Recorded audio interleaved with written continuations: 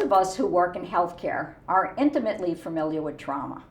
Medical trauma appears on the doorstep of our pediatric practices as the 4-year-old with a laceration or minor burn, or the soccer player with a head injury.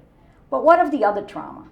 The one that is less visible, excruciatingly painful, and that primary care providers are called upon to address every day: psychological trauma.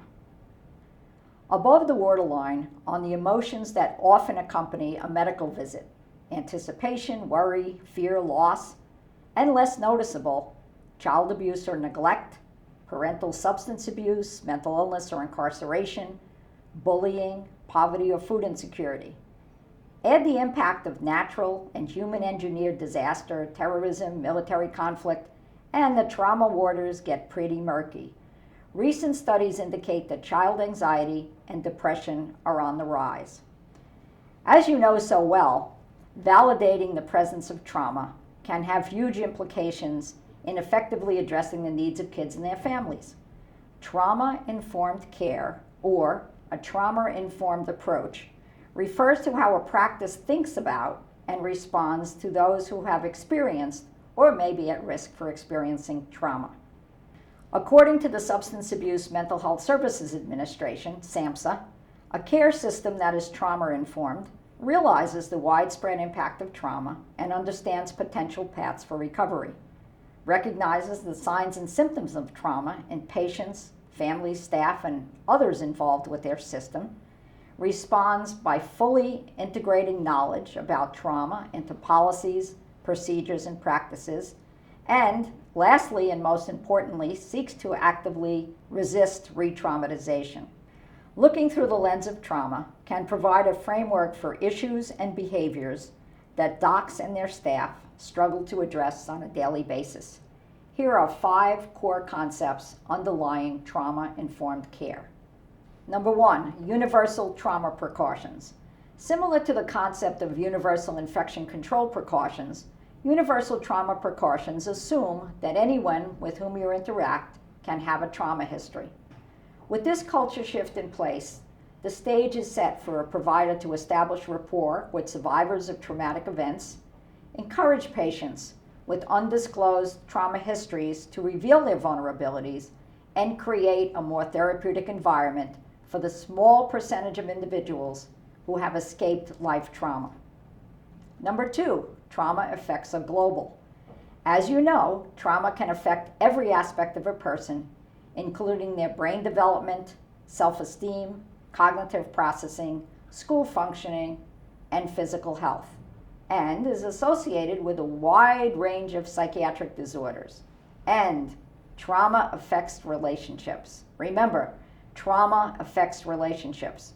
Early disturbances in attachment may appear in the difficulty kids or their parents have trusting or working with you and your care team. Number 3, awareness is the first step.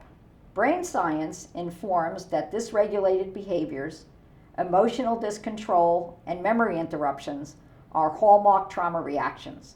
In a trauma-sensitive culture, a patient raising her voice, a parent forgetting his child's birthdate, or a visitor pushing past the provider, trauma would be considered as a root cause of the behavior. Trauma research provides the backstory behind many behaviors that present in our practices. Pediatric providers intuitively develop a high level of skill in working with challenging behaviors. Specialized training, especially in de-escalation skills, can further support providers when these behaviors appear.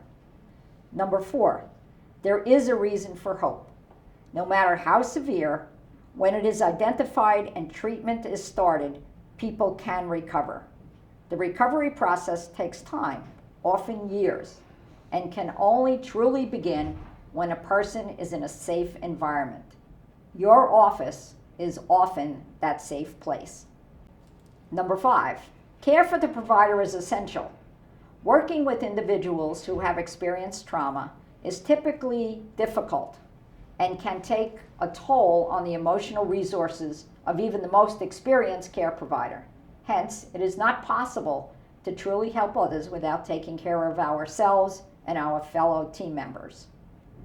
Following are a few specific changes that practices have found helpful on the road to becoming more trauma sensitive. You may already have implemented many of these practices. Number 1, education, education, education. Provide training and education for all staff who interact with patients and families. At a minimum, each member of the practice should be familiar with the core concept of a trauma-informed culture, the concept of attachment in human relationships, signs and symptoms of trauma, trauma and emotion regulation and cognitive processing, the role of culture in human interactions, and de-escalation skills. A suggested best practice would be to have all non-behavioral health staff certified in mental health first aid, an 8-hour evidence-based course available at Bradley with oversight from the National Council of Behavioral Health. Remember, kids and families spend a large portion of their visit with your non-clinical staff. Number 2, trauma-sensitive communication and care. As many traumatic events erode the dignity and safety of the individual, they often influence a survivor's attitude toward medical care and the provider of that care. As you know from experience, many healthcare procedures, especially those which involve a patient being alone with a provider, placed in a physically vulnerable position, or touched in intimate areas, may be re-triggering for trauma survivors. Depending on the nature of their trauma, many individuals may be reluctant to trust providers with critical information, or may avoid medical care whenever possible. A few suggestions. All your training and experience has taught you how to put a child at ease. You may want to ask new patients what can be done to make them more comfortable during their appointment.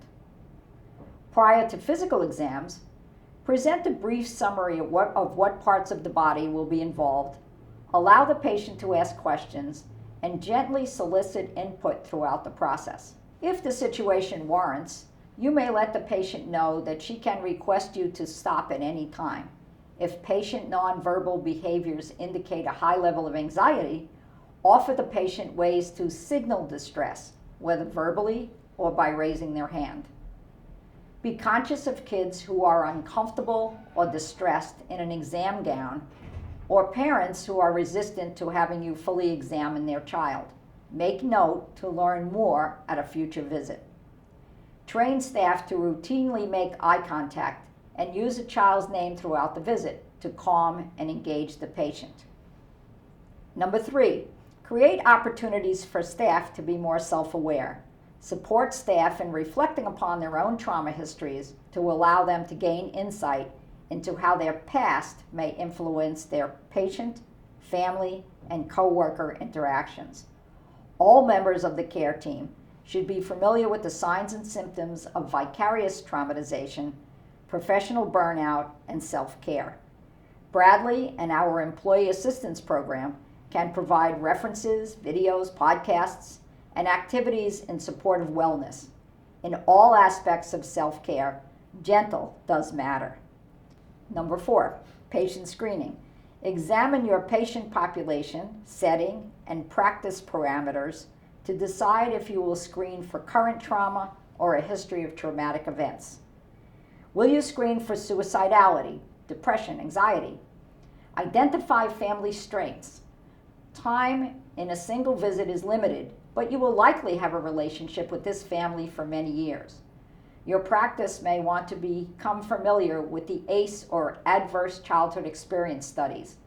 Whatever direction you choose, your staff will likely need specific training on how to conduct a screen in a positive and therapeutic manner. Number 5, patient education and referral. Maintain a current list of referral sources across disciplines for patients who disclose a trauma history or who are in need of behavioral health services. Have education materials on trauma available in your waiting areas. Patient-friendly materials are readily available online through the American Academy of Child and Adolescent Psychiatry, the Substance Abuse and Mental Health Services Administration, the National Child Traumatic Stress Network, and the American Academy of Pediatrics. Time is a factor, and there is already too much on your plate. Make full use of PDPRN and the Rhode Island Kids Link. Remember, you are not alone. As your practice continues on the journey to become more trauma-informed, the stage will be set for maximum healing of the body and the mind.